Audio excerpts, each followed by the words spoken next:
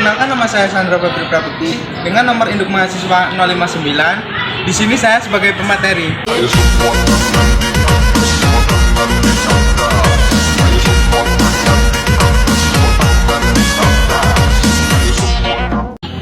Perkenalkan, nama saya Putri Fajar Kamala dengan NPM 2024006405213. Di sini saya sebagai moderator.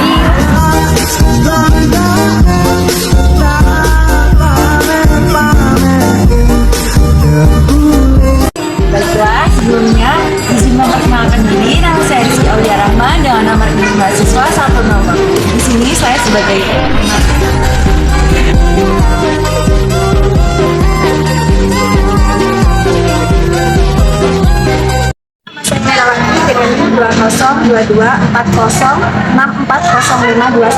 sebagai pemateri.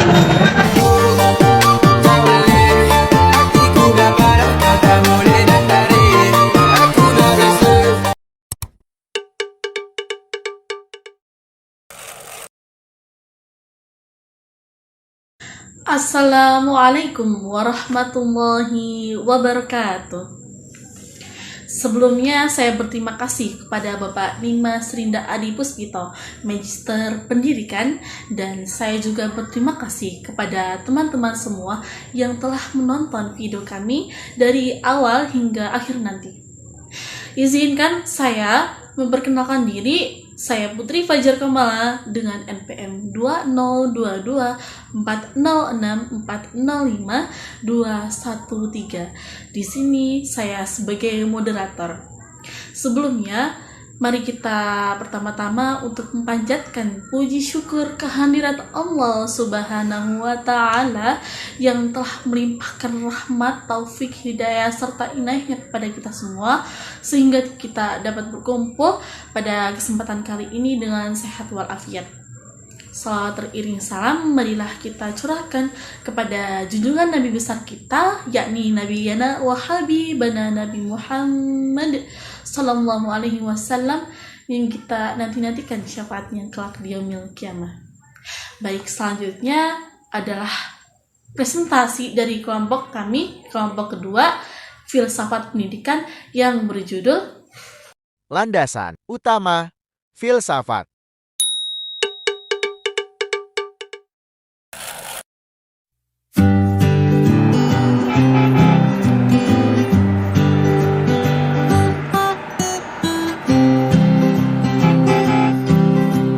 Di sini saya akan menjelaskan landasan utama filsafat pendidikan, yakni landasan ontologis pendidikan metafisik. Merupakan landasan filsafat yang menunjukkan pada keberadaan atau substansi sesuatu. Misalnya, pendidikan secara ilmiah ditunjukkan untuk mensistematisasikan konsep-konsep dan praktik pendidikan yang dikaji secara metodologi menjadi suatu bentuk pengetahuan tersendiri yang disebut pendidikan dasar ontologi. Nah, pendidikan dasar ontologi adalah objek materi pendidikan di mana sisi yang mengatur seluruh kegiatan pendidikan.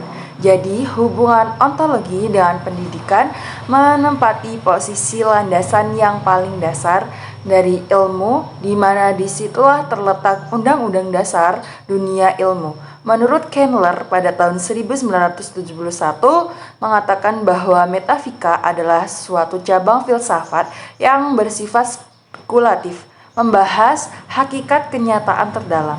Dalam kaitannya dengan pendidikan, menurut Gutek pada tahun 1988 mengatakan bahwa metafika berkaitan dengan perumusan dan praktik pendidikan dalam berbagai hal.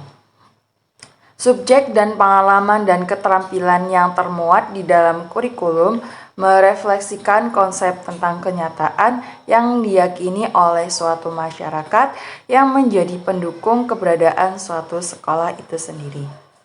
Landasan epistemologis, pendidikan epistemologis atau mengetahui dan pengetahuan. Akin Pelu 1988 mengatakan bahwa area kajian epistemologi ada relevansinya dengan pendidikan, khususnya untuk kegiatan belajar mengajar di dalam kelas.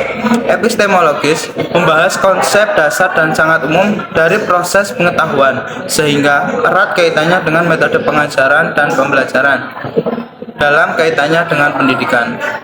Kineler 1971 mengatakan bahwa dipandang dari sudut pandang guru, satu hal yang sangat penting dalam kajian epistemologis adalah adanya jenis-jenis pengetahuan yang berbeda.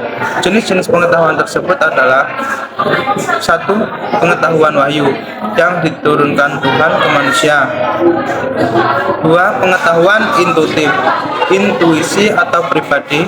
Tiga, pengetahuan rasional atau bekerja akal. Empat, pengetahuan empiris atau pengetahuan yang sesuai dengan bukti indera atau pendengar atau penglihatan.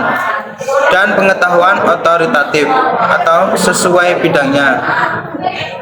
Jadi, bahwa pendidikan sangat erat dengan epistemologis karena berkaitan dengan pemberian pengetahuan oleh pendidik dan namanya serta pengembangan. Baik, di sini saya akan melanjutkan landasan yang terakhir dalam filsafat, yaitu landasan aksiologis, yang dimana landasan ini membahas tentang teori-teori nilai dan berusaha menggambarkan apa yang dinamakan dengan kebaikan dan perilaku yang baik atau etika yang baik, yang dimana etika menunjukkan pada kajian filsafat tentang nilai-nilai norma dan perilaku manusia.